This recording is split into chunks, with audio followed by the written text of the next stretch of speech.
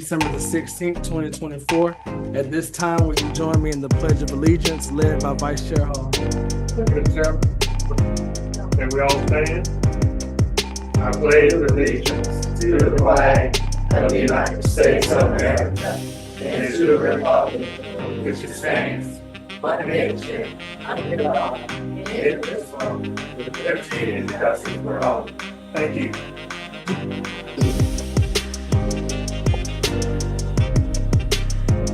At this time, I entertain a motion to approve the consideration of minutes for our November 25th, 2024 regular scheduled meeting. Second. Has been moved and properly second. All in favor, state aye. Aye. All opposed? Motion carried. May I have a motion to accept the agenda as presented tonight? Mr. Chair, I motion that we accept the agenda as being presented tonight. Has been motioned. Do I have a proper second? Second. Has been motioned and properly second. All in favor, state aye. Aye. All opposed? Motion carried. Engagement Excellence 3.1, Staff Recognition and Student Recognition. Ms. Freeman. Good evening, Chair Hall, members of the board, Dr. Pratt. Tonight, the Hertford County Board of Education, along with Dr. Pratt, would like to recognize Ms. Tawana Salisbury. Ms. Salisbury, will you please come up?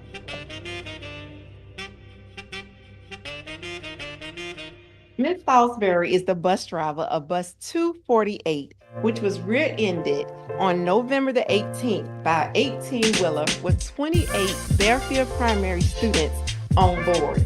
Mrs. Salisbury's her quick thinking, her calm composure, and her decisive actions ensure the safety and well-being of our students. Let's give Ms. Salisbury a hand.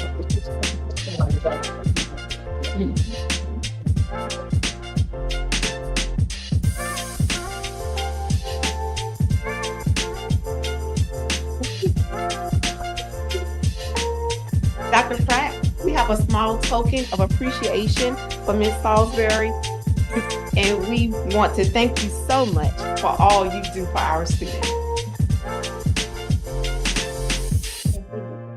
Dr. Pratt, can you stay? And board members, will you please come up for pictures? And Mr. Stinson, if you will please.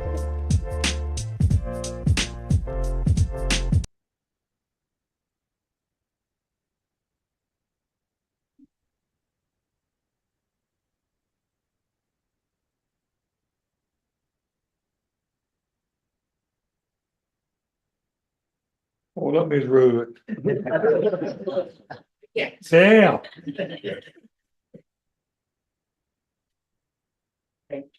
Thank you. Let's give her another hand. I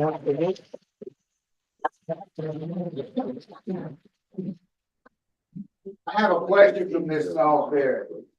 How long have you been driving the bus? 18 years. Same here. That's fine.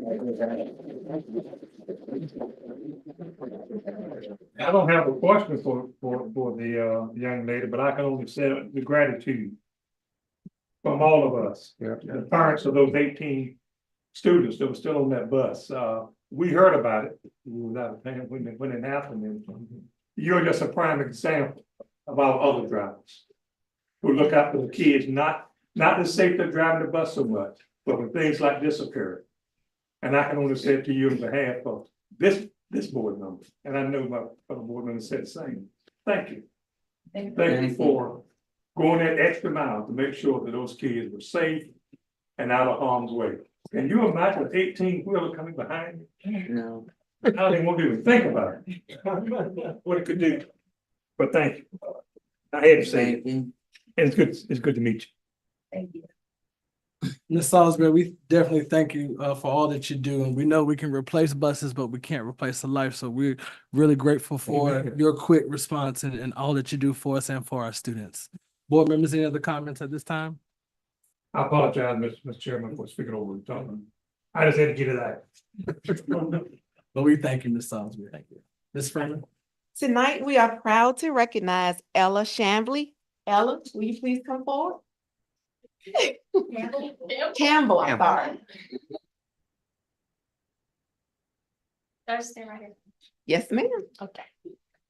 Ella is a ninth grade student at Hertford County Early College and the winner of the Winter in Wonderland Christmas card contest. Congratulations, Ella.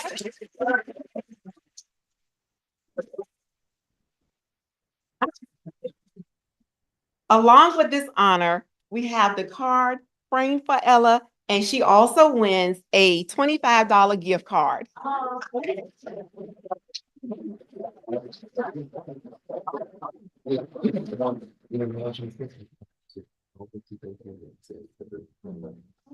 That's great. Yes. Ella's Christmas card represents Hertford County Public Schools and was sent out to superintendents in the state of North Carolina and also to our board members. Let's give Ella another round of applause.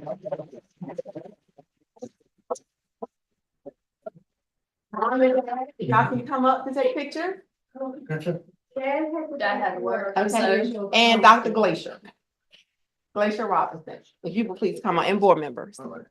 And Ella, if I must say, your card was one of the first Christmas cards that I opened, and it was a wonderful card and a great representation of our school district. So thank you for the good work and the creativity that you had to make it. Thank you, sir. And seldom do I get to see the author of Christmas cards that I sent out, that we sent out to people every holiday season, and not knowing that you were the person who's, the first card that we got was from you, my family.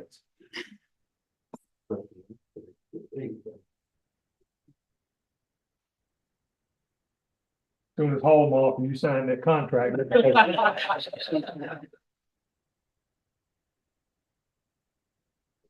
Thank you, congratulations. Thank you, sir.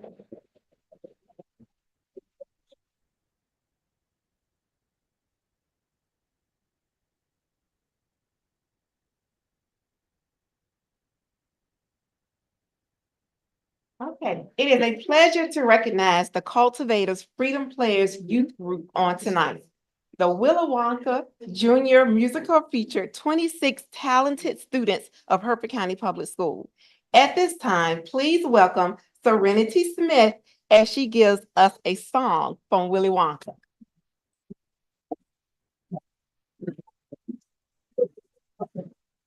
I'm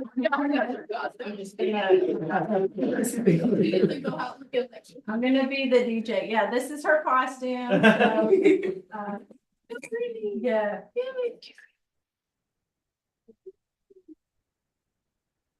And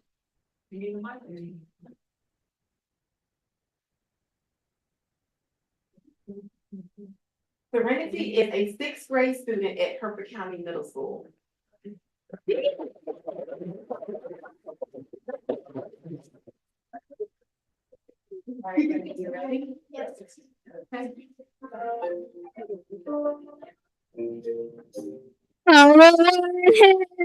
You are just a bar of chocolate, no different from the rest.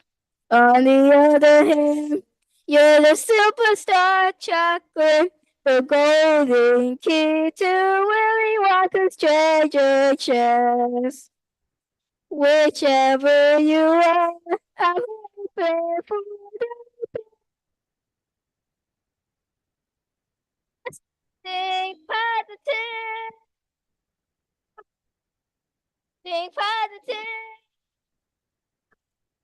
Think positive.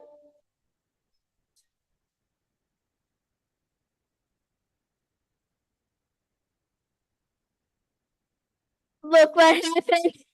See what happens. That's what happens when you think positive.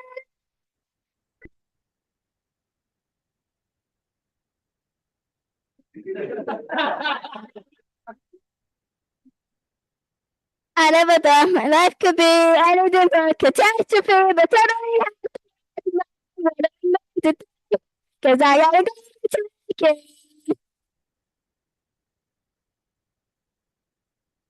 Never had the chance to sign, never had the chance to sing,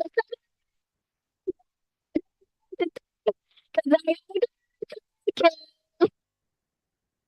I gotta go to the sky.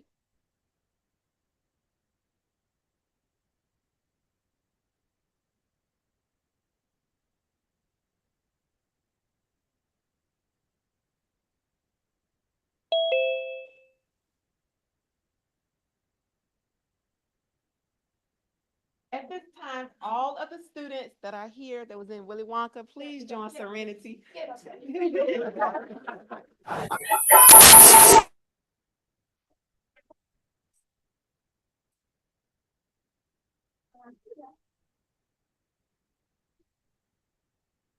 Ms. Caroline Stevenson, thank you for all you do for our students and for our community. We appreciate you so much for taking the time with our students. And at this time, board members, if you would please join for a picture. Good job, Brandon.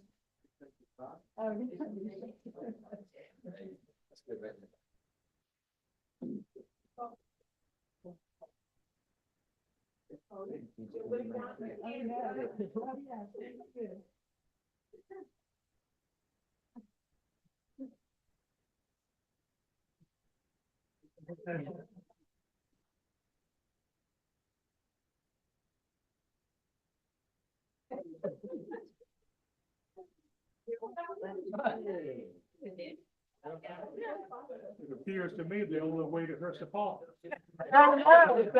The chocolate factory. All right, we ready for the picture? Hold your candy bars up. Willy Wonka.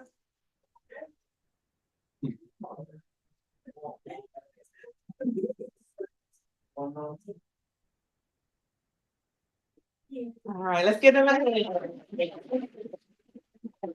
I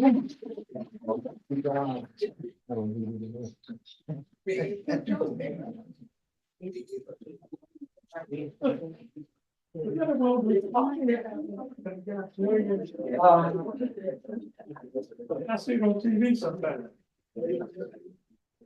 If I must say, students, I've heard such wonderful comments from the community about the play. And it just goes to show us that we have some great and amazing kids who represent our county well, and it's good to see that you guys are doing something that you enjoy. I wish they would let me sing, but they won't let me. To Ms. Stevenson, thank you for all that you do. You're a great partner with Hertford County Public Schools, and we thank you for just taking the time out to do the things that our kids love to do. And I'm just super proud of everything that you guys do and the way you represent us well. So continue the good work. And when you sign that deal to Broadway, please invite us there. Board members, any other comments at this time? It was worth going to see. I think I went twice. I mean, it really was good. And Charlie, he was great. When I was in the bid, Mr. Chairman, your comments concerning Miss Stevenson, I can remember I was at your bookstore. And a certain book that we look for that you had for me. I know we'll forget the efforts you put into that and your discussion at that time about Hertford County Public Schools. And how proud you were, and we have to thank you again, personally. Thank you. All that you do and say, and these kids are benefiting from you. That's what it's all about. Thank you. Just real quick, for those of you who missed any of our shows, we've done 5 shows. They're all on our YouTube channel, the Cultivator channel on YouTube. You can see every single show. So if you missed a show, you can watch it on our YouTube channel, but come see our shows, please. We have a full docket for 2025. That's right. Well, maybe Ms. Stevenson, if you talk to the superintendent, we might can put some of those on channel 19 Yes, I was thinking on our that. TV channel. Okay, Thank you. No. thank you. Mr. Chair, May, Yes, sir. I just want to say, I guess I'm one of the few people here who was teaching at the time that Ms. Stevens Caroline was in school. Well, in school or? She was in school at the time. And I'm not gonna give any secrets away, but I do appreciate and say this with all honesty. This is an example of the product that Hertford County Public Schools has reared and worked with and has supported over these years. Caroline has been a great supporter. She was a good student. She was a great supporter of the school system, great supporter of whatever she did. When she left the school system and became an adult, her heart was still here in Hertford County Public Schools. If you don't know her, what you've seen tonight is just an example of what she really is. She loves the students. She loves the school system. She'll do anything she can for this school system. And she has done so many things. This is just one of the things, so many things for our children, for our students.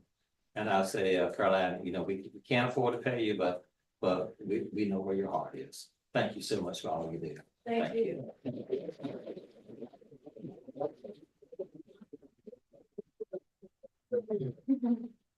All right, 3.2, introduction of newly hired employees, Ms. Norman. Good evening, Chair Hall, Vice Chair Hall, board members, and Dr. Pratt. Tonight, we have the pleasure of introducing one new staff member to the Bear family. When I call your name, I'll share your position, location, and an interesting fact you provided. So we will introduce Rowena Regatta.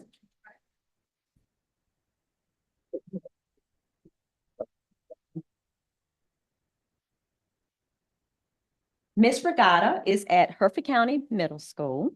She teaches 6th grade English, and she wants to share that she enjoys singing.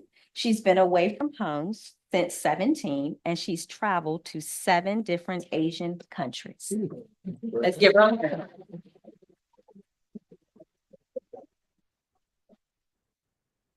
That's it. And that's all for tonight as far as new employees, board member. All right.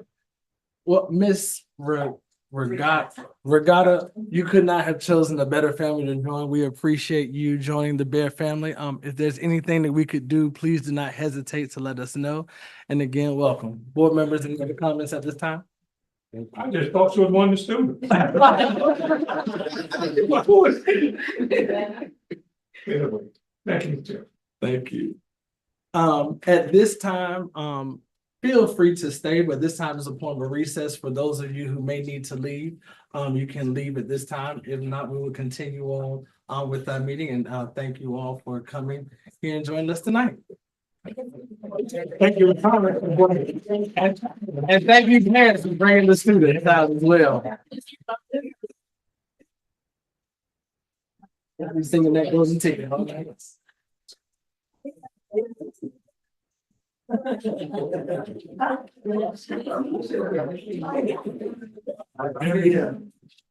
Dennis, you were so correct about it.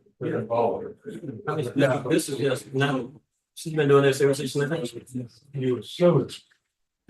She helped me find, Jordan, the book, We Stop. Okay. Very We're not, We Stop. Very We Stop.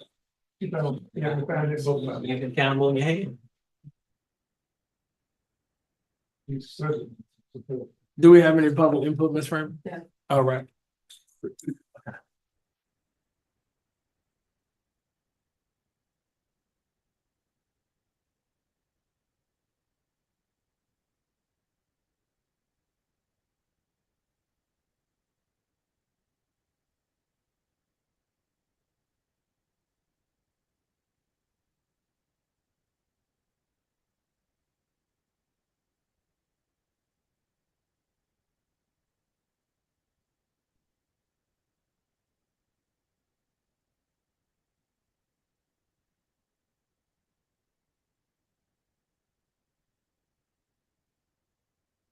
Yes, ma'am.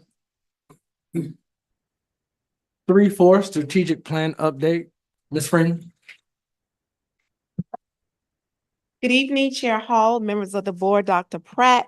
Tonight, I will be doing an update of our strategic plan for engagement excellence.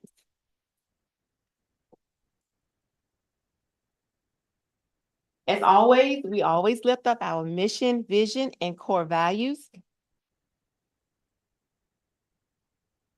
Okay, the first one we're going to do is key initiative 2, create a mentor program in collaboration with partners and our community.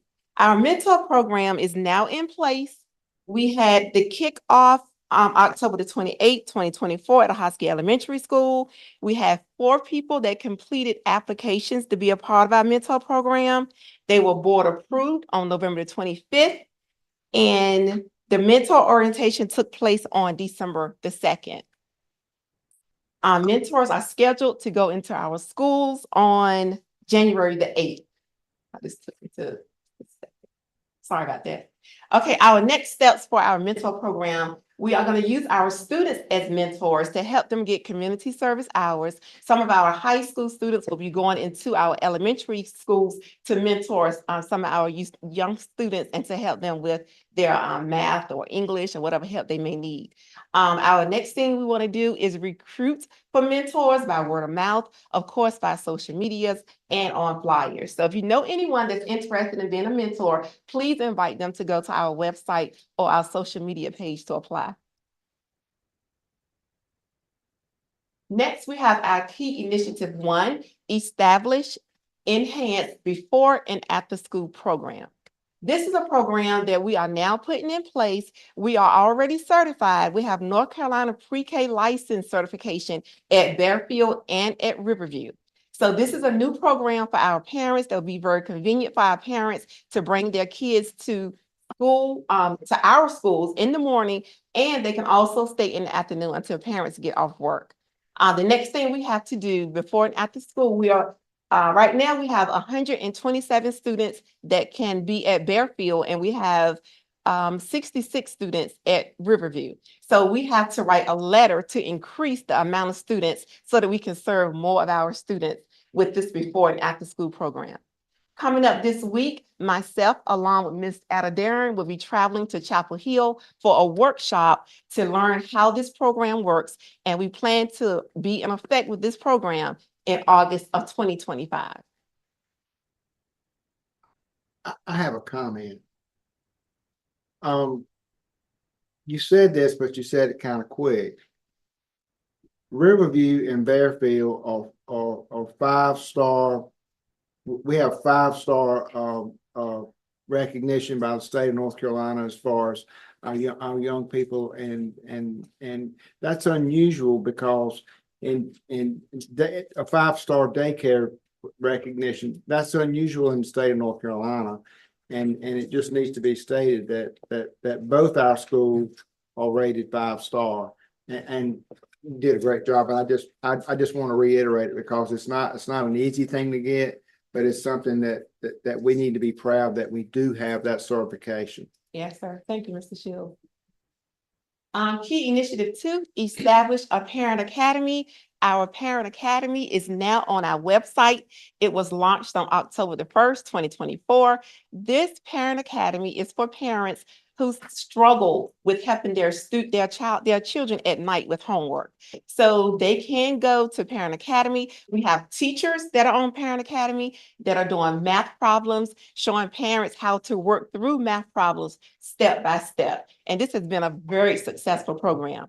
Our next steps is we want to have workshops for our parents that are interested in coming out to allow our students and our teachers to help parents learn math, learn English, so that they can partner with their children at night when they're home having their homework. And like I said, this has been a very successful program. Our parents love it. They get to go up there. Any information concerning that's going on with our school, our parents can go there and get updated on any information that we have going on in our school system. Mr. Chairman, Ms. Freeman, quickly, do you have any way of determining or documenting the number of hits that site receives over a 30-day or whatever? Yes, we do. I can get with IT and they can look at that through our website and I can get that information to you. Yes, sir. I certainly encourage us to do that and to publicize it. Yes. I had not heard about it. Okay. I saw it. I didn't know what it was.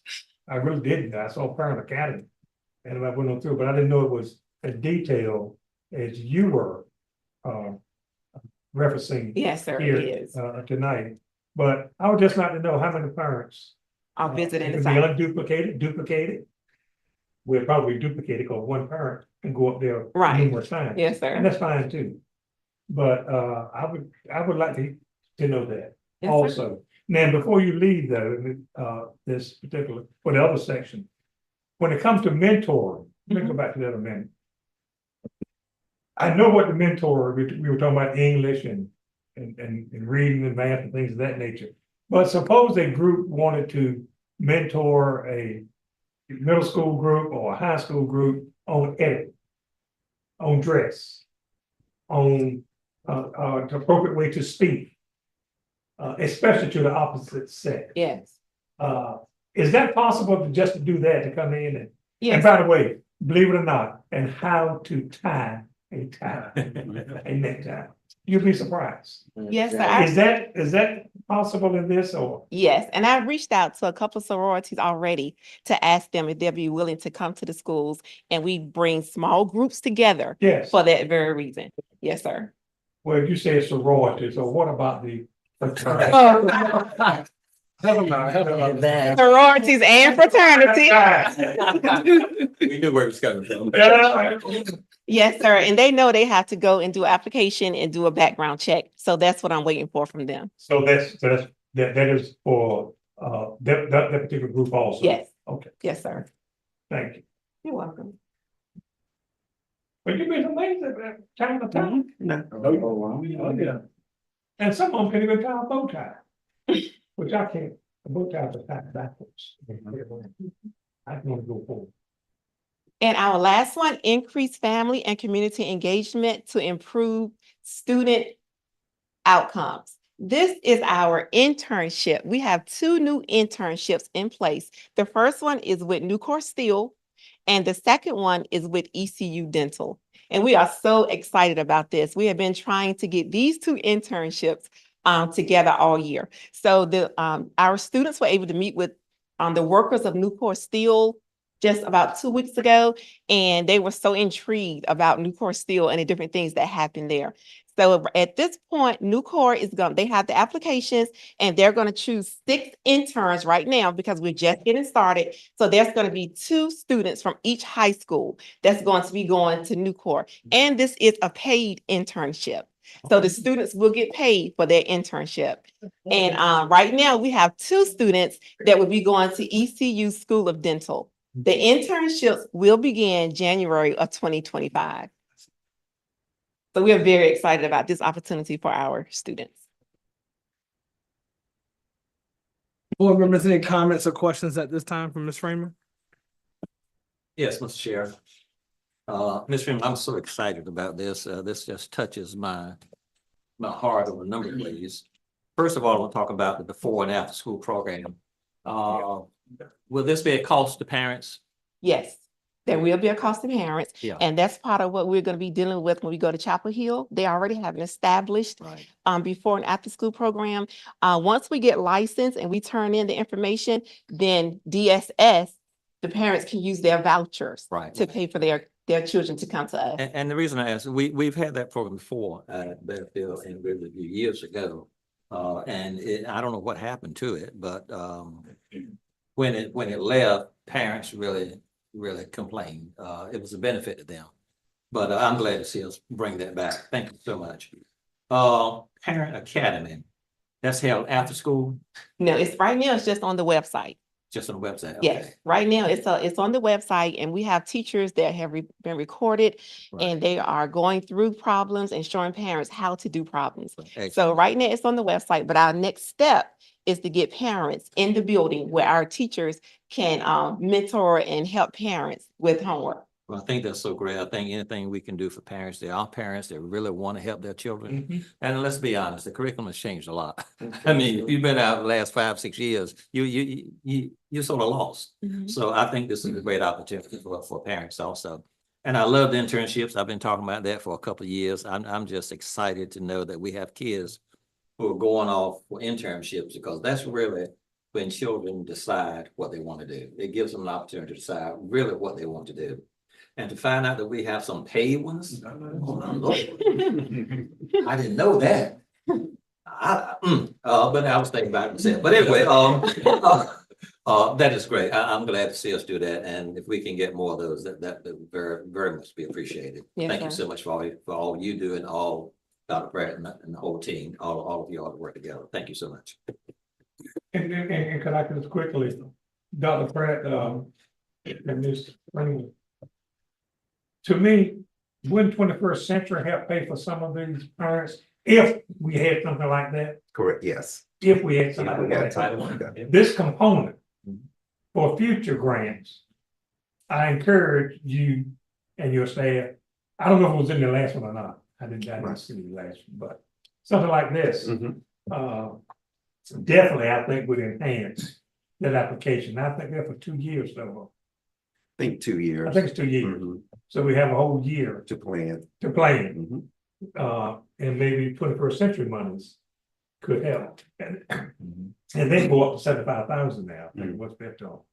Well, we raised the state board, increased the cost, so that's why they little knowledge of it. Okay. But it's something I had not seen of those that were approved this last time. So Thank you. that might be something you might want to, Yes, sir. not that I can vote on it. I can vote on it, but I can get some folks sit next to me. That's right, that's right. Get you to come through, thank you, Thank you, Mr. Hall. great idea. Thank you, Ms. Freeman. One other Oh, thing, Mrs. Love. I just wanna say this, and I guess. I said, I talked about several programs, then I talked about it before and after school. The reason it was so important, I was the principal at that time. My wife was teaching in Murfreesboro. We lived here in Ahoskie. Our 2 boys went to that after-school program. And they didn't give us any discounts now, you all understand that. But we had to pay. It was a great benefit to those people, particularly teachers and people who are working, who get off at 4 and 5 o'clock and even 6 o'clock. That is an excellent program for our parents. Thank you. Thank you.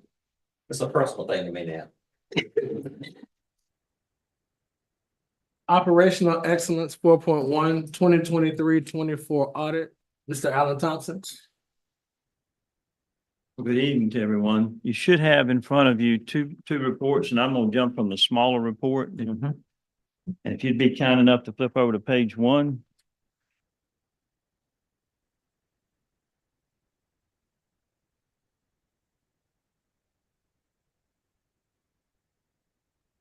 Always difficult to follow all the kids doing great things and all the good reports and the up shows the auditor. Board member got candy too, and We hope the auditor has good news. On page 1, under qualitative aspects of the accounting practices, those 3 paragraphs are comment in each one, appropriate accounting policies, accounting estimates, and financial disclosures. We were fine with all 3 of those. Then on page 2, no difficulties encountered in performing the audit, no uncorrected misstatements, no disagreements with management. Management did provide us with a representation letter dated November 27th, and we're unaware that management consulted the outside accountants, auditors, et cetera. 3 small things. They weren't quote unquote findings, they're just comments. There was a couple small items, and the reason it wasn't a finding is the dollar amounts were small, amounts over budget. Then there was this new item called SPITA, which is subscription-based information technology assets, which is basically if you buy software and it lasts 3 or 4 years and you got to pay for it over 3 or 4 years, the new standards are that they want you to capitalize that asset. And so when the computation was made, it was because it paid for it all up front. It was over time. It got amortized. So we fixed that. It's all good. And then there's some old checks that probably need to look at your procedures to make sure they get escheated to the state. So nothing major there at all. And then on page 4, looking at the numbers, we try to put some of the key numbers here in this first column. I won't swear they're all the key numbers, but we try to put ones that people are very interested in and we get questions on. And then put the 4 prior year audit numbers there beside it so you get a feel for context, et cetera.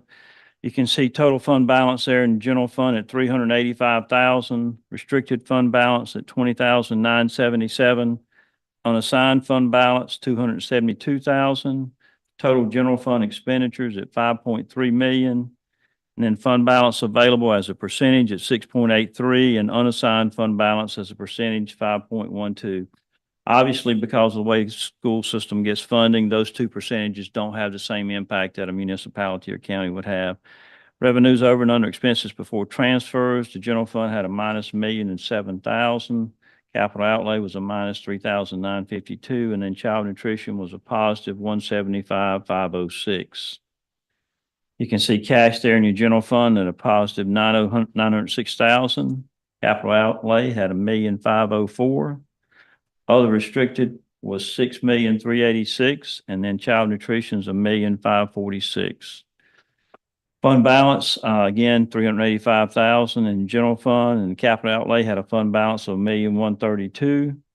Fund balance, other restricted fund is 6.5 million, and then net position in child nutrition was 559,000. And then if you want to see the breakdown of your general fund revenues, I won't read all those categories and general fund expenditures, but total general fund revenue is 4.3 million and total general fund expenditures is 5.3 million. And on the bottom, it captures the state public school funds revenue and then the federal grants revenue at 31,852,000. If you were to go back to 2020, that number was 24,763,000. And then on page 5, on the top, on the bar chart, you see total fund balance there declining, and then the restricted fund balance is staying relatively the same. The analysis of unassigned fund balance there, you can see the drop there down to 5.12. The offset there, and I probably didn't mention this as much as I should have. You see on page 4, I'm going to go back, so I'm regressing. I apologize for that. The fund balance in the general fund has declined, but you can see under fund balance, other restricted, that has gone from 4,595,000 up to 6.5 million. So there's some offset to what you're doing by the way you're using your funds, which is smart. I'll leave it at that. Then on page 6, if you will, you can see analysis of revenues over and under expenses before transfers. There at the top in the bar chart. And then on the bottom, you can see child nutrition net assets has increased substantially. You can see back in 2018, we had a big restatement because of implementation of GASB 75, which is a non-cash item. It's really a new standard where all the post-employment benefits had to be put on your balance sheet, even though it didn't change your cash outflow.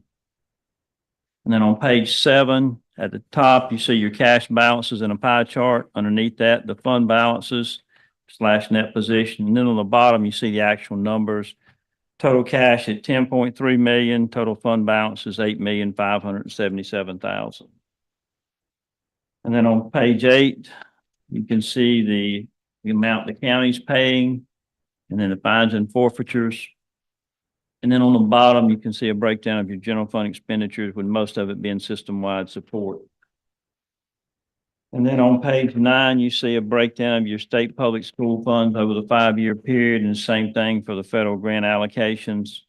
The state going from 22.6 up to 24.6, and then the feds going from 2,093,000 up to 7.1 million. The main thing that you want to take away from this is that you hire us as an independent audit firm is to issue an opinion on the financial statements as a whole.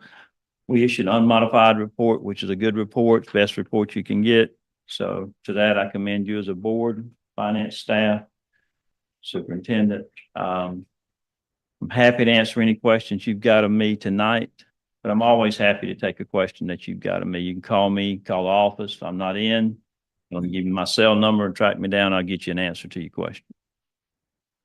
Appreciate you allowing us to do the audit. Board members, any questions or comments at this time? I would just say, maybe our superintendent can have a better sleeping night. See, your remarks and things on say, well, I think we all know what I see it. I'm aware. Yeah. Begins with an 8, right? Merry Christmas to everybody. Merry Christmas. Thank you, Mr. Thompson. Before Mr. Thompson leave, I know he wants to go home and take care, because last week his football team and we helped him get back home in a safe manner. Every time you get up here, Michael has lost. They played Edenton for the Eastern. That's right. They lost 24-14. I'll see some plays in Raleigh next week on the weekend. We'll be there a couple of years. 4.2 local wellness policy triennial assessment summary, Ms. Hoggart. Good evening, Chair Hall, members of the board, and Dr. Pratt. I'm going to bring some information to you about our triennial assessment of our local wellness policy. Just share briefly some information with you.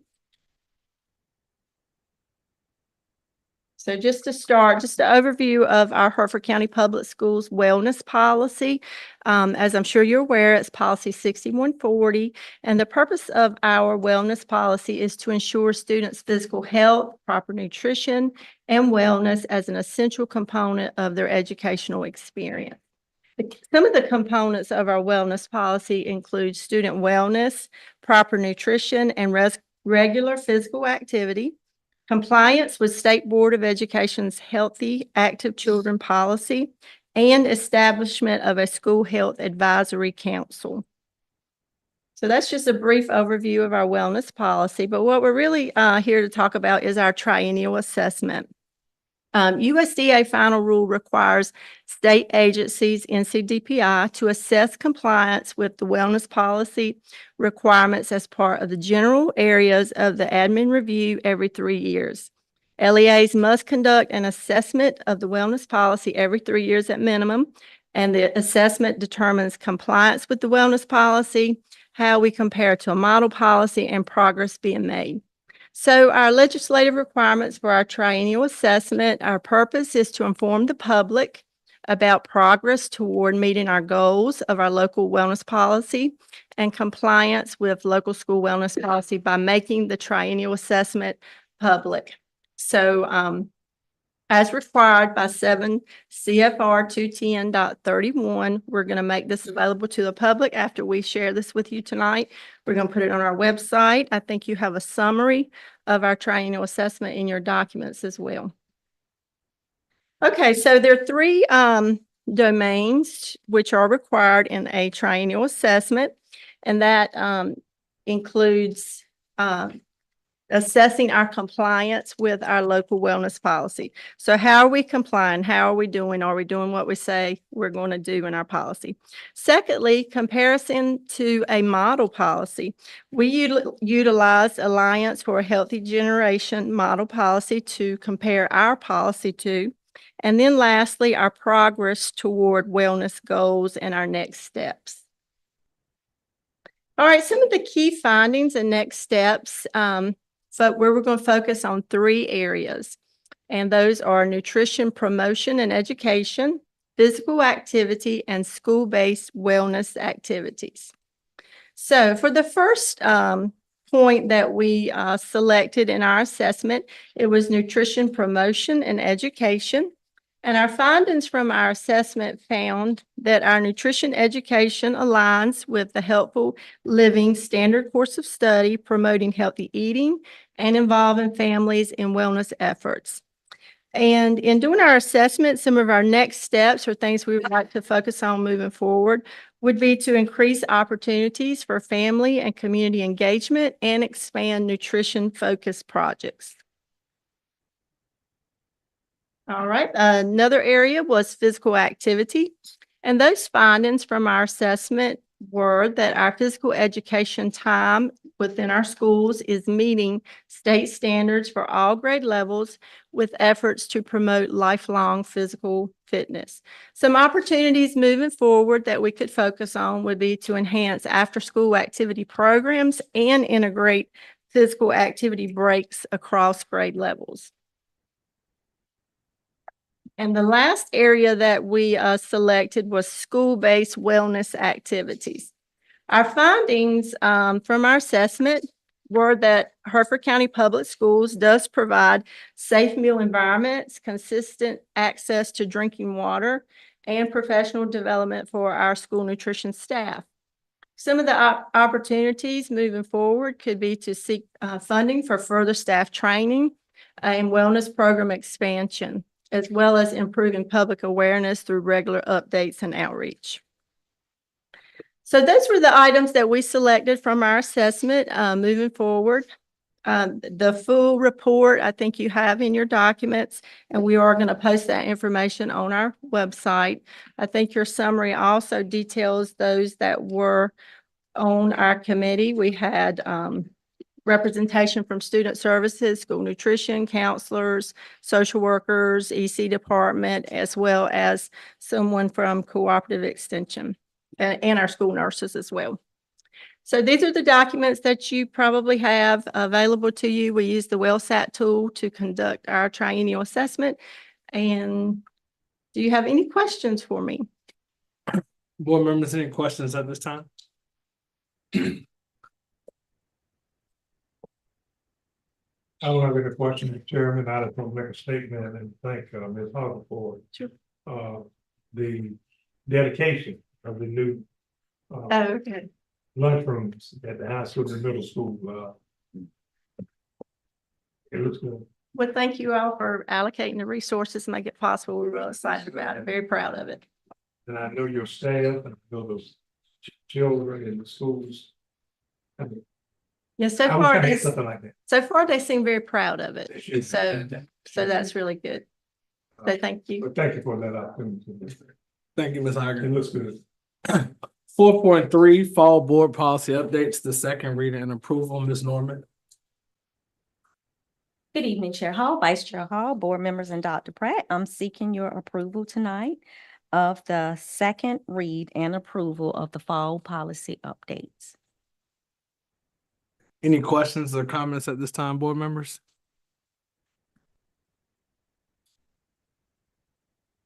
Hearing none, I'll entertain a motion to approve the fall board policies updates as presented by administration. Thank you. We need approval. Okay. Yeah. All right. We need a motion. All right. At this time, I entertain a motion to approve the fall board policy updates as presented by administration. Mr. Chairman, I make a motion to approve the policies, fall board policies that's been presented by administration. Has been motioned and properly second. All in favor, state aye. All opposed? Motion carried. Thank you, Ms. Norman. 4.4, Older Hospital Elementary School D, Dr. Pratt. Yes, good evening, board. Before you this evening, we have the approval of the Old Hosky Elementary deed for approval. Any questions or comments at this time, board members? Motion to approve the deed. Has been properly motioned. Do I have a second? Second motion. Have a second. All in favor, state aye. Aye. All opposed? Motion carried. Thank you, Dr. Pratt. Academic excellence, 2025-26 academic calendars, Mr. Grimes.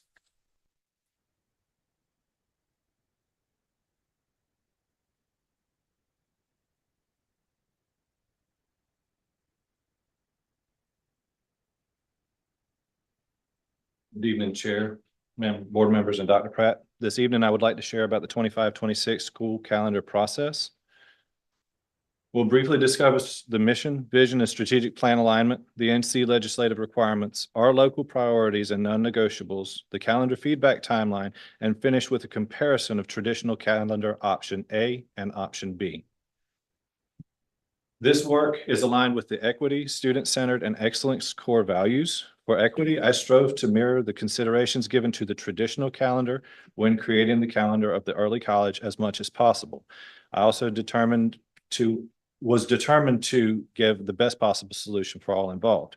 For the student-centered core value, the work focused on ensuring that semester 1 and semester 2 and each quarter were as equal in length as possible, giving thought to holidays and other special days such as Halloween and Valentine's. Additionally, the consistent placement of progress reports dates ensures that students' progress is routinely communicated so that everyone can achieve at the highest level. So within the calendar, the mandatory work days are inserted strategically to ensure common professional learning opportunities for all 7 of our schools. In an effort to support the strategic plan key initiative for comprehensive district-wide professional learning. As you are all likely well aware of, there are many requirements imposed upon school calendars by legislation, as well as some suggestions and limitations. We will review those briefly. First, there must be no more than 215 staff days or 10-month employees. And of those 215, 10-month employees can be expected to work no more than 195 days. Second, state law requires the observance of 11 holidays. Veterans Day receives a special note being explicitly mentioned in state law when it says that no schools may hold classes on Sundays or Veterans Day. Third, we are required to offer a minimum of 10 annual leave days. We typically use those for spring break, winter break, and et cetera. Fourth, for students and student instruction, it is required that there are either 185 instructional days or 1,025 instructional hours. Our calendars are designed making use of the 1,025 instructional hours. Another requirement is that we must include makeup days in close proximity to when they are likely to be needed. And as such, you'll see that there's 2 days in the fall semester and there's 2 days in the spring semester due to consideration of hurricanes and potential snowfall.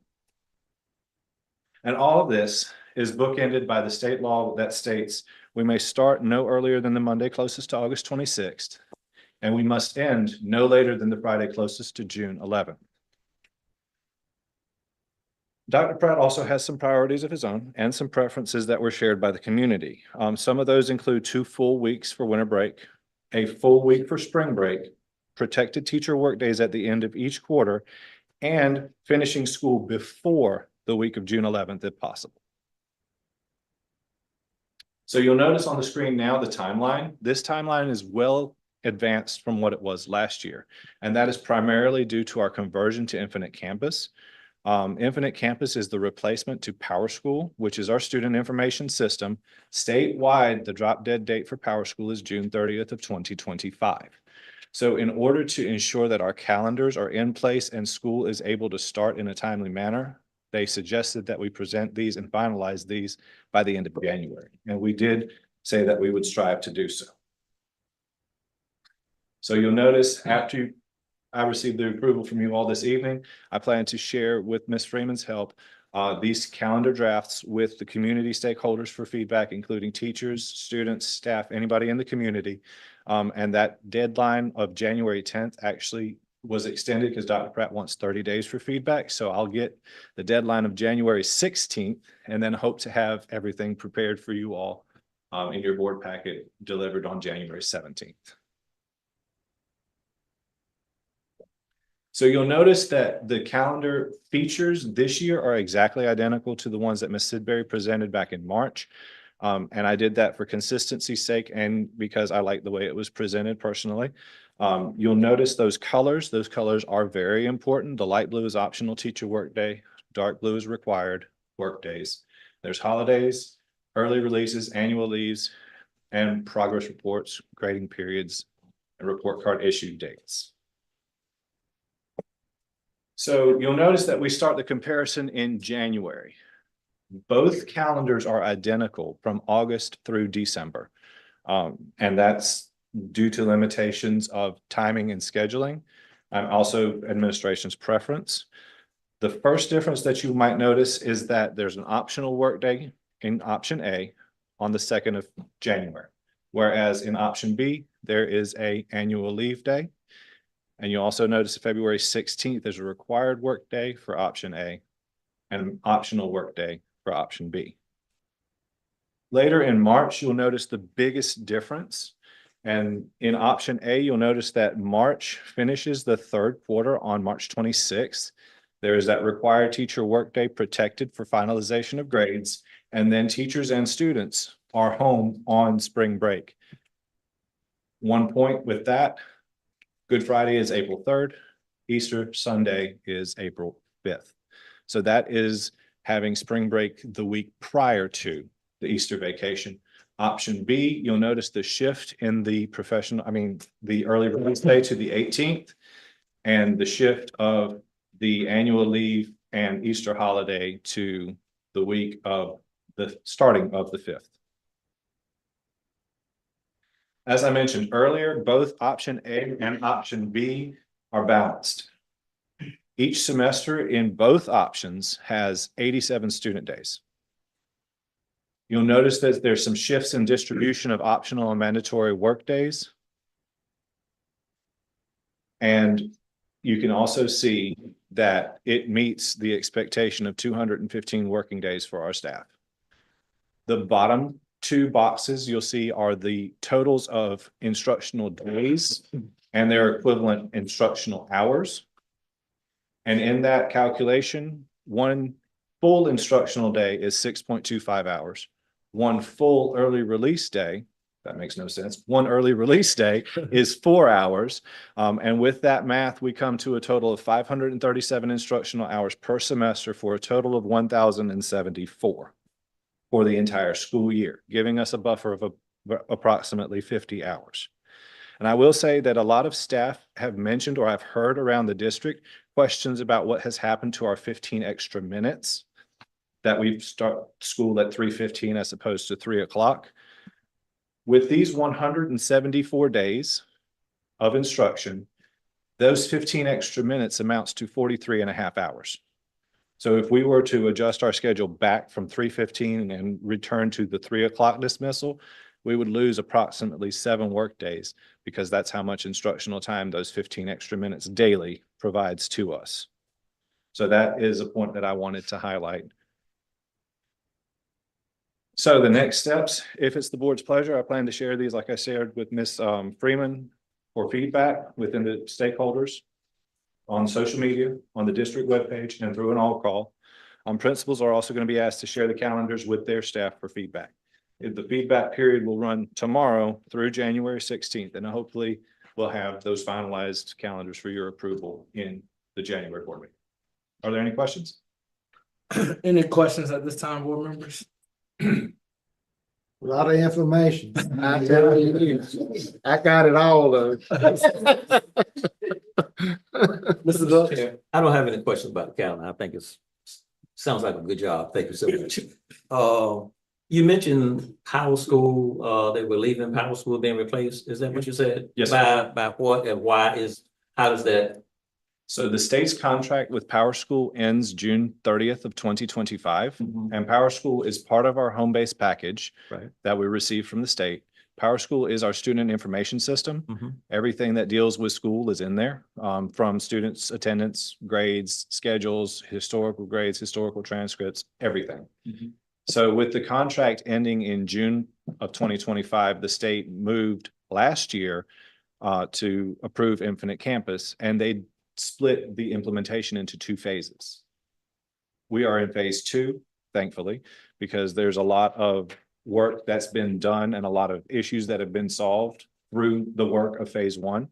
But that implementation, I'm working now to get our data and everything ready for implementation, and our go live date is June 28th, 2025. But that does not affect the calendar days. That affects the transformation of information. You're correct. It is best practice. They're suggesting that we have our calendar ahead of time so that we can see, because we know Power School, we're working in it currently. So that way we can see what our calendar will look like, and we have an active comparison, so we can compare this year's calendar and what it's in Power School to next year's calendar and how it looks in Infinite Campus. Okay. Thank you. Yeah, I think that's a normal process as well, sounds Thomas. like Even normal, with Power School, we have to have the calendar in there before we start doing anything for the next school year. Yes, sir, but it's not typically this advanced. Right. Normally March Okay. or April. Any other questions? Just to help with Mr. Deloach, the state board approved Infinite Campus for another reason, more than anything else. And I don't want to get into the particulars because there could be some legal issues right now that's sticking out there, but Power School is going. If you want Power School, you have to go somewhere else. That's right. You won't get it in the state of North Carolina. Yes, sir. There were 3 business, no, there were 3 companies that made that asked to take the place of Power School. And Power School is safe. And the state took the state board took the recommendation from DPI as to where we're going with it. I don't need to get into any more else, but that was state board action. Sir. Any other comments or questions, board members, at this time? I just want to, I'm glad to hear about that 50 hours that's playing in it. That's assuming that we have good weather. Yes, sir. If we get over 50 hours, then we got to go back into this, as we have always done, into this calendar. Correct. To rearrange and I don't think sometimes that's clear to teachers. Right. Those 15 minutes that they're talking about. It's also something that I think need to be clearly stated. So parents will understand why. And I will say more about that later on. But just the idea of these two, it's gonna be interesting to see which one comes out on top. It really is. It's gonna be interesting. Based upon your presentation, Mr. Grimes tonight. And you did an excellent job. Absolutely. I believe. Good job. We'll just see whether everybody else believes in January. But these time frames that you're talking about, believe me, they are set because of a reason. Why it has to be done at that particular time. Sometimes state don't take prisoners. I'm gonna leave it at that. Mr. Grimes, you may have said it, how many hours is the early college calendar built for over the required? Do they have the same 50-hour buffer? It's not exactly 50 hours. I think it's about 30, maybe 40. But there is additional flexibility with the 1 o'clock early release that's being requested for every Friday. Okay. So there is some additional flexibility to extend the day if necessary for makeup time, but there are optional work days that could be converted to student days as mentioned. Okay, thank you. Any other questions or comments at this time, board members? Other than the fact, let it be known, there are only 2 days in this calendar that children cannot go to school. Yeah. Only 2. Yeah. Our students found that very interesting when we shared that with them. Yeah, only 2. Yeah. By state law, Uh-huh. only 2. That's right. Sundays and Veterans Day. The rest of it, Good game. hey, understand that. So I'm gonna leave it at that. Principal, let your people know that. You know, and by the way, those 2 days that I just mentioned do not include educators.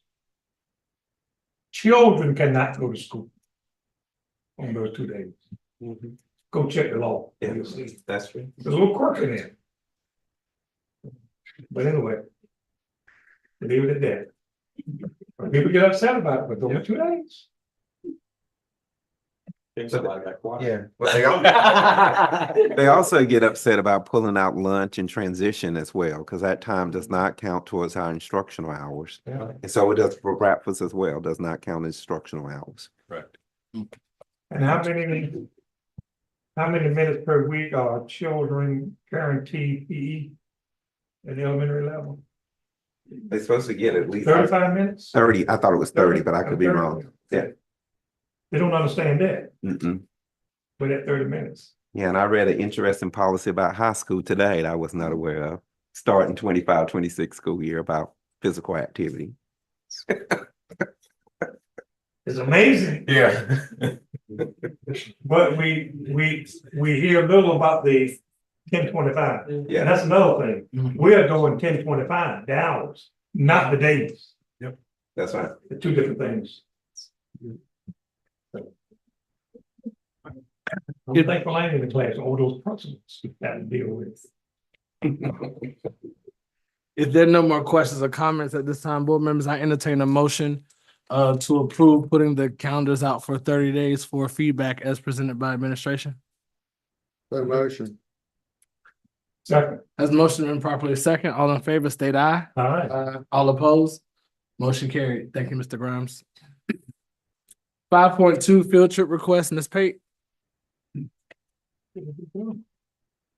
Good evening, Chair Hall, board members, and Dr. Pratt. I stand before you this evening to request that Hertford County Early College High School be approved to attend an overnight study field trip to Greensboro for the Beta Convention on January 30th through February 1st, 2025. There's a total of approximately 66 students using local funds. If you would, please refer to your materials in your package, and we request approval for that. Any comments or questions at this time, board members? How many chaperones are going? Seven, Miss, Dr. Robinson.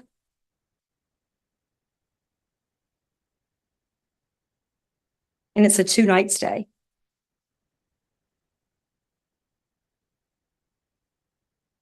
Mr. Chair, I motion that we approve the Beta Club trip as at their convention. This is something they do on an annual basis. So I make a motion that we approve that trip. Has a motion to have a proper second? Second. Has a motion and properly second. All in favor, state aye. Aye. All opposed? Carried. All right, thank you. 6.1 Personnel Report, Ms. Norman. Good evening once again, Chair Hall, Vice Chair Hall, Board members, and Dr. Pratt. I'm standing before you this evening seeking your approval of the December 16th, 2024 Personnel Report. Any questions or comments at this time, board members? Hearing none, I entertain a motion to approve the personnel report as presented. Motion to approve the personnel report as presented by the administration. Has been motioned to have a proper second. Second. Has been motioned and properly second. All in favor, state aye. Aye. All opposed? Motion carried. 6.2 Strategic Plan Update, Staff and Excellence, Ms. Norman. Good evening again. I stand before you to give an update to our staff and excellence. Our mission, vision, and core values, Hertford County Public Schools will foster a safe, nurturing environment that serves all students and families through quality education, diversity, innovative opportunities, ensuring graduates are globally competitive and equipped for success. Our vision, cultivate today's minds to impact tomorrow's leaders. And our core values, student-centered, equity, accountability, excellence, and collaboration. Imperative 2, expand strategic recruitment practices and increase retention. So what we currently have in place right now is we have clear job descriptions, well-defined roles and responsibilities. We source this through our platforms using a broader range of candidates, our social media, our website, our Channel 19. Our employer branding, we promote this, our organization values and culture to attract like-minded candidates. Recruitment events that we've already currently attended, we attended ECSU in September. We have our new teacher orientation program where we introduce new hires to the organization mission and vision of the district in collaboration with CNI Finance Department. We have our beginning teacher program, and we also have mentorship opportunities where we pair our new teachers with experienced teachers to provide guidance and support. So that's what we currently have in place. In progress, we're increasing our mentor pay to improve retention, and we thank you all for approving that. And this, of course, provides competitive pay, which helps us to retain our mentors, which reduces our turnover rate. We have other recruitment events that we will attend. February the 12th, we will go to ECSU again. We are going to ECU March 26th. We currently did a stress management session, one in November, where we provided physical fitness stress management to our employees, nutritional help to our employees, and then we also did a decompress your stress. That flyer down there at the bottom is a picture of Hertford County Public Schools. So every time ECU sends out their career fair this year, Hertford County Public Schools is represented. That's me right down there at the bottom. Next steps for us, we have Hertford County Public Schools. We're going to do a district job fair in 2025. We want to develop clear pathways, clearly outlining advancement opportunities within the organization. Survey our staff to get feedback, to understand their careers and what their plans are for themselves. And we want to make sure our mentorship opportunities are not just for our teachers, but we want to make sure we provide that for our classified staff as well, because we realize a lot of times we pair up our certified, but we don't do that with our classified. So we're looking to do that as well. And then we want to provide customer service training in 2025. Continuing, expand strategic recruitment practices and increase retention. In place, we have our recognition program. We celebrate the achievements every month with our Be the Bar, where we highlight our classified and our certified staff. And then we also have our yearly award ceremony where we recognize 8 categories of prestigious exceptional leadership. We currently already have in place the EAP program, Employee Assistance, and then we also have in place our Hertford Point Apartments, which is partners with Hertford County Public Schools Foundation, the credit union, which they built the 24-unit apartment complex. And then we also have scholarships with Nucor and our teacher assistant scholarships, which is our partners in education as well. In progress, we have our NCCAT BT of the Year. This is new for us this year, where we will honor a beginning teacher. And of course, this helps to retain our teachers, showing the excellence in those beginning teachers. For our EAP program, we plan to have them present February the 17th, 2025, to expose more to our staff about the benefits, because we realize they're not utilizing this like they should. And then we will have a second stress management session too, with the physical fitness, the nutrition, and decompressed stress. We can see the survey we gave to our staff where we asked them at the completion of the first session if they had had any sessions in mental health, and they said no. And then we asked them would they like to have more additional sessions improving their well-being, and 92% said yes. Next steps is continuing to survey and get feedback from our classified and certified staff. 2.12, staff retention, increase staff retention rates to improve school climate, instruction, and operational efficiencies. What we have in place is our orientation for our new teachers, the onboarding process. We conduct a comprehensive orientation session covering goals, policies, missions, vision, values. We introduce those staff to our new people. We include our administration support. We talk about our mentors. The mentors introduce themselves to them as well. We provide clear expectations and resources to help everyone succeed. And then our professional development that's provided. And then our BT monthly meetings with our BT coordinator offering training sessions on effective strategies, classroom management, school technology, and NCAT as well provided training for our BTs. What's in progress is pre-onboarding preparation, sending in welcome packets to our new staff with essential information about the school, the policies, and the culture before the start date. This is something that we want to continue and start. We started a little, but we have that in place to do more. Our next steps, we want to include videos of departments for new employees, allowing them to see our staff before they even come.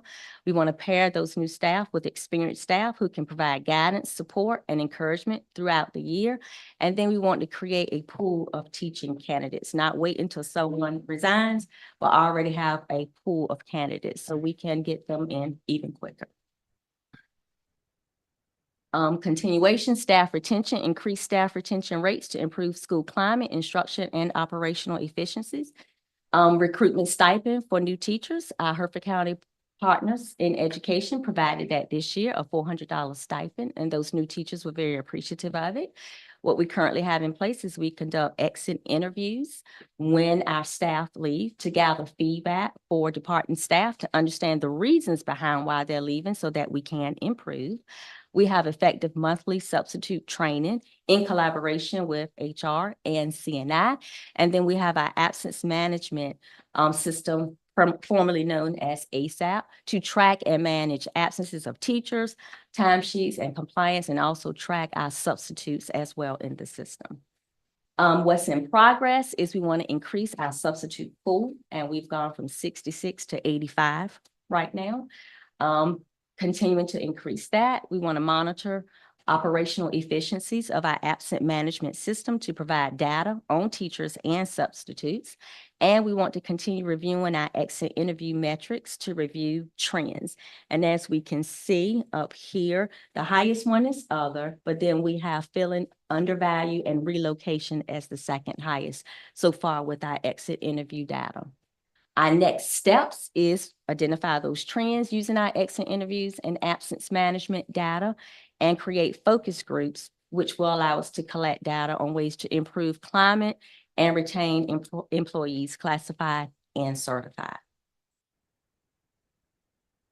What we currently have in place, 2.12 staff retention, is we have our monthly licensure audits. We review, which helps us to reveal any gaps in teachers' qualifications, such as missing endorsements or certifications. We ensure compliance with the state and the districts when we have these monthly audits. This helps us to identify gaps early, as I previously said, helps reduce shortages, which will increase our retention.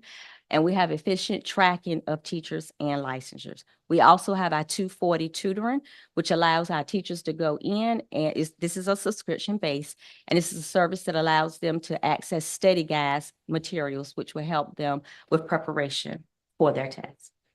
In progress, HR department has weekly tier 1 support meetings at schools. We have bi-weekly tier 2 support meetings. And then we have once a month tier 3 support meetings with principals. We have a residency licensure booklet that was created and developed and given to our alternative licensed teachers. This was new this year to help them understand where they are and what they need to do. We have EPP Zoom meetings. They're held with the EPPs to help with licensure.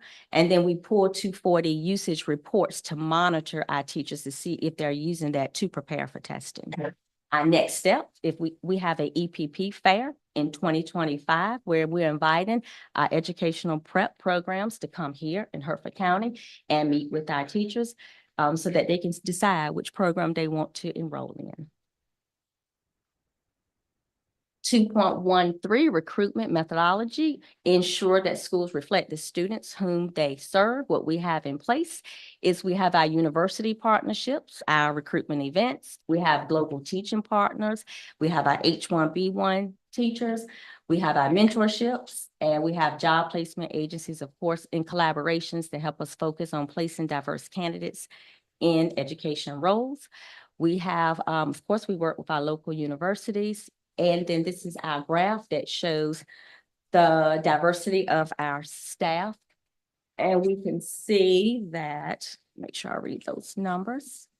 We have an AES, 85% diversity, BPS, 43%, RES, 80.7, Hertford County Middle School, 86, CS Brown, 57, Hertford County Early College, 37.5, and the high school, 87.5, which gave us an average of 68.1. Our next steps, we want to include inclusive language and highlight words on our job descriptions. And we want to offer ongoing training in diversity, equity, and inclusion, and then eventually host a culture event as well, celebrating diversity.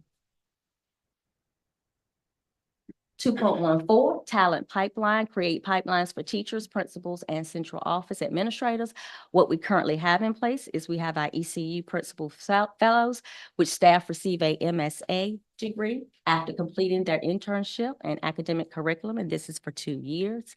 We have our partners in education. We have Chowan University, our student teachers, our ECSU student teachers as well. We have our New Core Scholarship, which funds supports to teachers getting advanced degrees. We have our principal pool and assistant principal pool, and then we have our teacher assistant scholarship.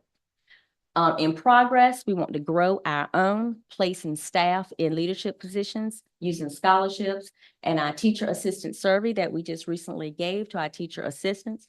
They shared with us, we asked them if they are interested in becoming a teacher, and you can see that 20% said yes, and then 25% said maybe. So our plan is to target this 45% to help grow our own here in Hertford County, hopefully using that teacher assistant scholarship as well. Our next step is to assess the specific staffing needs, create clear pathways for individuals to transition from paraprofessionals to certified staff teaching positions, collect our data to continue helping those participants so that we can grow our own pipeline. And that concludes my presentation. Any questions? Thank you. Any questions or comments at this time, board members? Thank you for the information, Ms. Norman. It was very, very helpful and insightful. Yes, all right. All right. Closing items, superintendent report. Yes, good evening, everyone. My superintendent report this evening is going to focus on the strategic plan and how we have implemented the strategic plan almost a year now. I think next month will be a year. And so we would like to provide you an update of where we are with the implementation of the strategic plan. All right. So remember in the strategic plan, there is a balanced scorecard at the back of the plan that lists all the outcomes that we are expecting from implementing the strategic plan in the district. And so we want to go over how did we do during the 23-24 school year with the Board of Education this evening.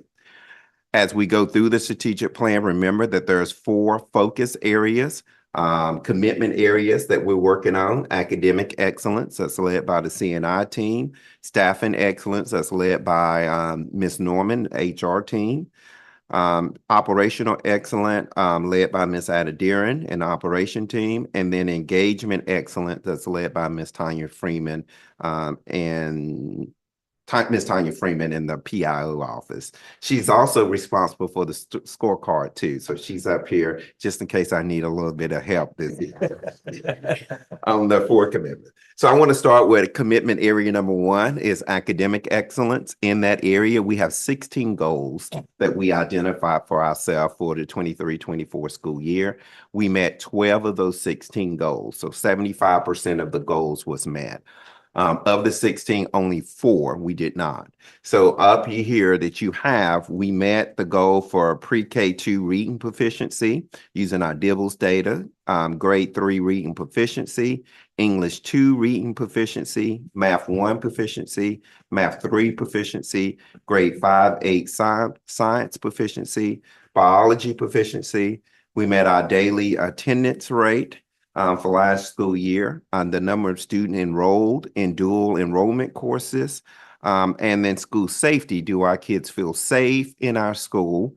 We met that goal. And then we also decreased the number of incidents of OSS in our school while maintaining a safe and orderly environment. And we decreased our disproportionality in discipline suspensions within the district. So kudos to our families, our principals, our teacher, and everyone involved in the strategic plan around academic excellence and meeting 75% of the goals last school year. We have 4 areas that we need to work on in this area. The number of pre-K seats, we were expecting to have 125 students in pre-K last school year. We ended up with 79 students. So we're working extremely hard this school year to increase the number of pre-K students that we have enrolled. I think the goal this school year is around 125 as well, and I think we've met that based on our preliminary numbers. So we have the number of pre-K students already. Grade 3 through 8 proficiency, we were projected to be at 41%. We were at 32%. Even though we made great progress in that area, we did not meet our goal that we had set in our strategic plan. And so we're working extremely hard this school year to make sure that we meet our goal for this school year. Even though we didn't meet the goals in this area, it didn't change the goal that we have for 24-25. And so we're pushing our staff to make sure that we increase the reading proficiency of our students in grades 3 through 8. We also did not meet our goal in math 3 through 8, math proficiency. We were projected to be at 36%. We were at 30%. Even though we went up 4 percentage points, that's good. But we still have some work to do in that area to get us where we need to be to make sure our kids are proficient in math by the time they reach the high school level. And then our graduation rate took a dip. We were at 86%. Our goal was 86%, and we maintained our graduation rate last school year at 82%, which was our baseline. And so we're working on the number of students that need to graduate from our high school in 4 years, starting at their 9th grade year. So we're focusing on working with the counselors and working with students to recover courses and do the very best they can to earn their credits in high school as we go forward, as we move forward. The next area is staffing excellence. We have 4 goals in staffing. We met 100% of those goals. Our teacher retention rate was at 86%. Our goal was at 77%. So we're excited about that. The diversity, which Ms. Norman just went over, we had 68.1% there. beginning teacher support at 95%, and then climate of the district. I think this is coming from the Panorama survey, where our teachers are reflecting that this is a good place to be and they would like to return to work at 63%. Favorable. Our goal was 65, so we didn't meet that goal. I'm sorry. So it's 3 or 4 here. Okay, thank you. All right. Norman wishes. All right. We'll get that changed. Operational excellence, our target was 3 goals in this area. We met 2 of the 3 goals, so 67%. The first goal we're still working on. The goal here is to reduce our utility costs over the years so that we can put those dollars back into other areas. But you can see our baseline is $903,000. And last year we came at $987,000. So we increased that by 9%, I believe. Currently we're at $511,000. And so we're projected to be even higher than what we were this school year. So we have not done a lot of work in this area, but we need to do work in this area. A part of our facility plans is to replace all our light bulbs with LED lighting, doing some other things as well. So we're still working on this area to try to reduce our utility costs, but we got to have a strategy in place before we can begin monitoring that. In course, increased school board arrival time. Our goal was 50%. We have 70%, arrival. So we're extremely proud of that. Increased work order productivity. So we went 50 days average on work orders when schools put their work orders in school due. We was at 50 days for us to repair anything. And so our goal was to be at 25 days, and we actually came in at 15 days. And so the maintenance department goal for this school year is to be even better than 15 days as a response time. Our last area is engagement excellence. That's 4 out of 4 areas, I believe. We met 100% of the goals here.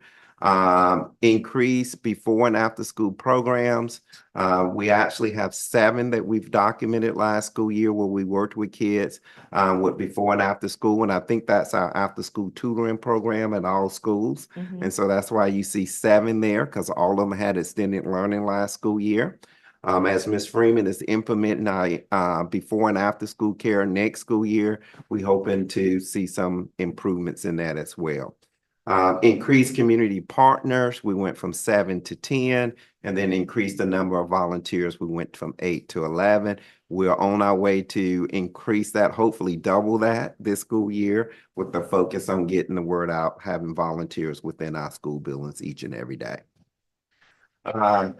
Next slide for me, please. So there's 28 target goals in 23-24 school year, and we met 23 of the 28 goals. So that's 4. I think that's right. So no, that's not right, because we got 22 of the 28. And so we'll get that changed as we go through. So job well done. Even with that, being at 75 to 80% goals reached in 1 year is a lot of hard work and dedication went into this to these initiatives in the district. Great job, guys. Yeah. Yeah, great job, Freeman. Thank you. I appreciate that. Next slide. Also, we had a great time last week in participating in the community parades. We were in Murfreesboro parade. We were in a Hosky parade. Those are the 2 I did, but my understanding our students went on to Cofield and Winton parades that afternoon as well. It was good to see some of your board members and Suffolk parade. Okay. Yeah. High school. Yeah. It's good to see our students walking in the parade. Good turnout from the middle school, all 7 schools. The band was at Murfreesboro. I think they were up front at the Murfreesboro parade. And so good to see board members when we went by as well, and seeing your friendly faces at the parades as well. Had a great time. Okay, you were the only one that okay. Well, Norman was in the back. She was being the HR person. They say, don't throw candy, don't throw candy. So the HR boys in our back, follow the rules, follow the rules. So, yeah. So then we started calling kids up and started getting them in the table. So We got the meeting, they called me up. They no way. Well, you said softball. Yes, I think I was in the middle, the cheerleaders in this. Yeah. Competed in something. Yeah, yeah. Well, they tore us around. You couldn't, once it started, we had to go all around. We couldn't even get in there. Oh. Yeah, they had, you know what McDonald's is? Yeah. Uh-huh. You had to stop, you stop right Stop there. right there. Yeah, and go around. And I ran with top of it. Yeah. It was a good parade. I don't, the Winton have there? Mhm. Well, Saturday. They were real quick then. So when I got here, the streets were clean and people were gone. I enjoyed it. It was good. It was good. It was a good time. Good time. And I have to say this, and I mean, if you were there, you saw the same thing. Hertford County Public Schools were well represented in that parade. Mhm. And all the floats was great. But that one from the high school now, Yeah. the one from the high school now, that thing was kicking now. That thing was kicking. I don't know who did it together. But up from the high Yeah. school. Looked good. Was good. All of them were good. Mhm. I just had to notice that Mhm. as it went by. Yeah. I saw a picture of Deloach in her vehicle. I was like, oh, that vehicle looked better than the high school vehicle. We need to, high school would let us borrow their vehicle for the parade. So that is the high school's vehicle. That's the football team, right? Mhm. That's their equipment. And I saw Miss Deloach, hers was a little, Where did that come from? yeah. Hers was a little bit sportier than ours. I saw. I said, okay, look at Deloach in there. She ain't had no cowboy starters. No, she had on her red. She had on her red. She was representing she was representing 2 organizations, 2 events. Somebody's little ran in here too. Yeah. All right, so to close us out, December the 23rd to January 3rd is our winter break, so we no school. And January the 6th is the first day back. January the 17th is the end of the first quarter for traditional schools, and then we're out of school the 20th and the 21st. Just like to take this opportunity to wish everyone a happy winter break, Christmas holiday, or a holiday, and we'll see you back on January the 6th. Board comments in this quarter? I just wanted to say thank you to all of you for, and Dr. Pratt, your guidance for our strategic report. I think it turned out very well. And I'm sure that you're continuing to work on those things that we do need to improve on, and there's always need room for improvement. So thank you for your hard work, because it does take that organization, planning skills. Thank you so much. At this time, I would like to wish you and your family, friends, everyone to have a very safe and happy holiday. Enjoy yourselves. Be safe and take care. Thank you, Ms. Porter. Mr. Shields? I got one thing that's not so good to say, but I'm gonna say it because I think it takes away from the Hertford County public schools and public schools in general. On Friday night at the Bertie Hertford County ball game, there was an altercation with adults, not children. I want to make that clear. Our kids acted great, but I think it's a shame when parents go to an athletic event which celebrates our children, and they act like they don't know where they're supposed to be. and I think it's disappointing. But other than that, I mean, I just think parents need to think and realize the example that they're setting for these children who are soon to be young adults. And anyway, that's all I'll say about that. But it's disappointing because it sends a message that it just sends the wrong message.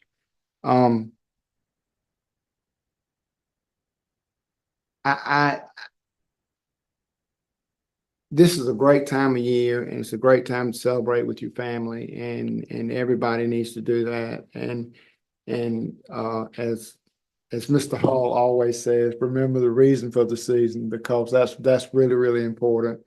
Sometimes we get caught up in all the gifts and stuff like that, but there's really, we need to remember the real reason for the season. And with that being said, I'd like to wish everybody a Merry Christmas. Thank you, Mr. Shields. Mr. Deloach. Thank you, Mr. Chair. First of all, I certainly want to congratulate again Miss Ella, who designed our Christmas card. I didn't get a chance to say this. I thought she did an excellent job of that.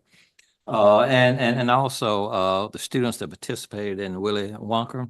You know, it's good to give our students an opportunity to participate. Sometimes, you know, you go through school and you don't even have the opportunity. So I think it's just good to do that.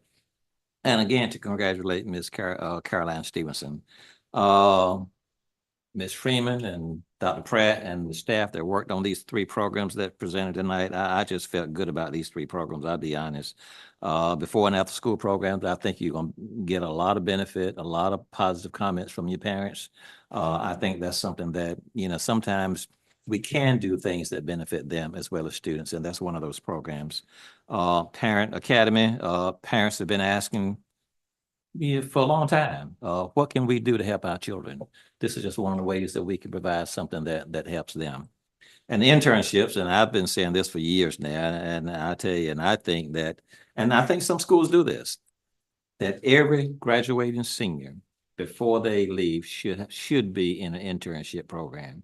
I think there's so many opportunities that kids get from an internship, whether it's about that job or just about preparation or how they dress or how to work with people or whatever it is. I just think there's so many opportunities because our kids don't have that opportunity. They don't have it. They go to college and still don't have that opportunity. Some of them have never had it. So I think it gives them a lot of opportunities. And finally, to say Merry Christmas to all of you all. I know that you're tired. I know that Dr. Pratt, because I've watched him. I see him text people and he gets these responses. So I know he's texting you guys. But we want you all to really take the time to enjoy your Christmas, enjoy your families, spend some quality time with them. And the 2 important things that come to my heart, and Mr. Shields touched on one of those, remember those who are less fortunate than we are. This is the time to remember them. Think about those children that don't have and won't get anything for Christmas. And secondly, remember the reason for the holiday. Remember the reason for Christmas. It's not all about giving. It's about other things. I won't get into that. But thank you so much, Mr. Chair. I appreciate it and have a very Merry Christmas to everyone. Thank you, Mr. Deloach. Vice Chair Hall. Thank you, Mr. Chairman, and I ditto all the remarks of my colleagues. And let me start by saying I do in my family wish each and every one of you a most joyous holiday season. And the other side of it is to be careful. Be careful and be safe as possible. I do say our prayers go out to the families in Madison, Wisconsin, who lost some loved ones today in a tragic school shooting. Again, the shooter either killed himself or was killed. But right now there are 3 or 4 young people. It's a K-12 Christian academy. There's no difference about that. But some kids lost their life today for no reason at all. And can't say good reason, no reason at all. But our prayers go out to the education families and to those families of those who were injured. As I end my comments, I just want to emphasize, two things. Number one, if Dr. Wright, God knows, Dr. Pratt and his staff is going to continue to do those things that we want them to do on behalf of these students. There are two things as a community and as parents. And this goes out to the parents and those guardians. Send your child to school. We cannot educate children who are not in school on a consistent basis. Don't send them if they're sick. We know that. But just cause one of them get up in the morning and say, I want to go to school today, Daddy. I'll say, Daddy. And or you're gonna have to go. Yes, you do have to go. Because 30 days of missing school says that child is gonna have a difficult time going to the next grade level. And we know that. Parents, if you're listening to us tonight on channel 19 or anywhere else, send your child to school come the first January 6th, I think is when they come back. It's important. And I'm gonna stress it at every board meeting, how important it is to send your child to school ready to learn. The second thing I'm gonna emphasize as we go into the new year is absenteeism, but behavior. Student behavior once they get in school. Somebody has to say yes and no to them. There's some things you can't do in a classroom, on school property, in the school. And there's a certain type of language we will not accept. Parents, help us, partner with us to make it a better day for the school family, for our teachers, our school administrators, to make it a better day for these kids. And I think Mr. Loach also said it. This is the future. Your actions today will determine how far you go tomorrow. Student behavior, and that behavior impacts on our school suspension rate. I recognize that. But parents, we aren't throwing them away. We are trying to do the best we can, but there must be some laws, some things you can do and you can't do. And we have to enforce those issues. As long as they're enforced fairly, equally, across the board. If one child does it, and this is what the ramification is, then when that next child do it, it's the same thing. And yes, I'm preaching. I'm preaching because those two things will impact our student achievement that Dr. Pratt is talking about, that he shared with us tonight. And Dr. Pratt, I was glad to see the results of last year. Because I did see it. I didn't see the total picture like you shared tonight. And hopefully when you get through this year, you'll be able to share some more exciting news for us. Especially, I'm gonna go back again, student absenteeism rate and school suspension. Now, I'm gonna leave that because it is a joyous time of the year, but I do want Dr. Pratt, and I asked you about this before. The procedure we use when it comes to the threat assessment. Yes. I want to know. Yes, sir. As a board member. What's that procedure? How's it carried out? Who is responsible? The whole 9 yards. Because that impacts where we are today. We have to know what children are thinking. How they're using it. Because sometimes kids, I don't know if it's young man or person who did the shooting in Madison, Right. or the school student or community person, it makes no difference there. But if it's a child who is walking around with notebooks, with pictures in it, I need to know as a board member. As board members, we need to know. And I'm gonna shut up now, but thank you, principals and Dr. Pratt and your staff and those assistant. Oh, by the way, don't forget those assistant principals out there. We talk about principals, yes, but those assistant principals now, do some of the leg work that you don't want to do at certain times during the day. You know what I'm saying? But they should also be given a pat on the back. And I was looking at the Dr. Pratt. I got to tell you, I was looking at the fine line in here now. There's some, you know what I'm saying? Yes, dollars there. There's some dollars in there that maybe we need to look at the future. I see Mr. Deluxe there. I saw him. Oh, you saw it? Okay, there's some dollars in there now. I'm not saying give it away. I'm not saying that. That's right. But worry. there's But there's a need, there's a need. Don't worry.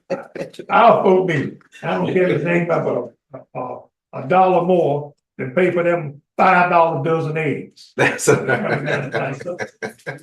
mean, you can't get hands to lay eggs in the boy. I know it's in my life. I grew up on a farm. That's what he did. It makes so much fun. Thank you, Dr. Pratt. Thank you, fellow board members. And thank you, staff, for accepting me back again for 4 more years. I'm not going there. All right. Yes, you got 4 more years of it. And I hope the good Lord give it to me. Come and she'll give it back. Thank you so much for all that you do for our kids. And you know what? Every child is your child. I've always said that. There's no color, there's no gender. It's just a human being that's looking for a better day. They don't know it right now, so they're looking for a better day. Now you're looking at a fellow that had a good time when I was at Sears Brown. And you're looking at it. I mean, I had a good time. And Lord knows when I get 2 of us. Lord knows when I got Elizabeth City, I had a great time. It was good and great. You know that book by Collins? Yeah, good. Read that book. But you know what? It was all education did it for. Education did it for. Yeah. That's my sermon. I'm gonna go home and eat some chocolate. I'll be eating chocolate until about 1:45. Yes, it's the time I would leave. At 1:45. Ask Miss Weaver, Miss Weaver, what time do I take you? But anyway, thank you, Jim. I said enough. Yes, sir. I said too much. Certainly, I did all the sentiments and comments of my fellow board members. Just want to wish you all have a very Merry Christmas. Hope you get some well-deserved and needed rest. Yeah. Maybe I'm gonna say I might get in trouble. Maybe I don't know. Maybe he might let you out early Friday. Just throwing it out there. But thank you for all that you do. And just to give you some information, our next board meeting is scheduled for January the 27th, 2025. We're going to make some changes to our board meeting agenda as how we've been doing the handling business. We're going to start promptly open session at 5:30. We're going to move closed session and personnel to the end of our board agenda. So we're going to start promptly at 5:30. All right. Open session promptly at 5:30, and we're going to move our closed session and personnel to the end of our board agenda starting in January of 2020. Well,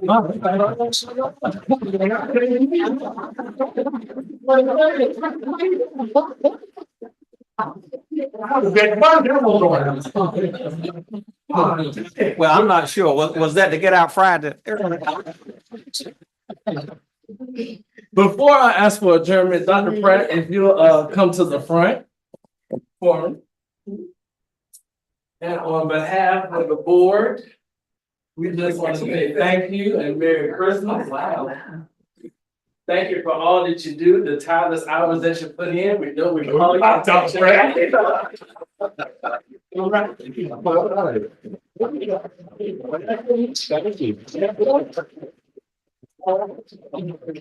Thank you so much. I appreciate it.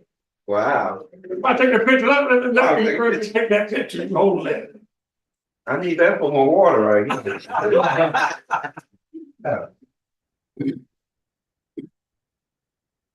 Thank you.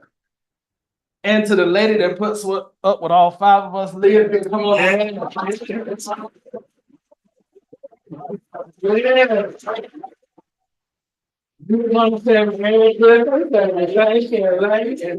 Thank you all so much. Look, it's bigger than that.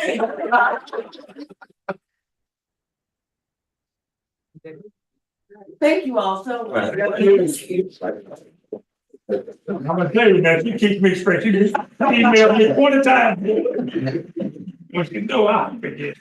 All right, at this time, if all hearts and minds are clear, I will ask for a motion to adjourn. So moved. Second. Has been motion and properly second. All in favor, state aye. Aye. All opposed?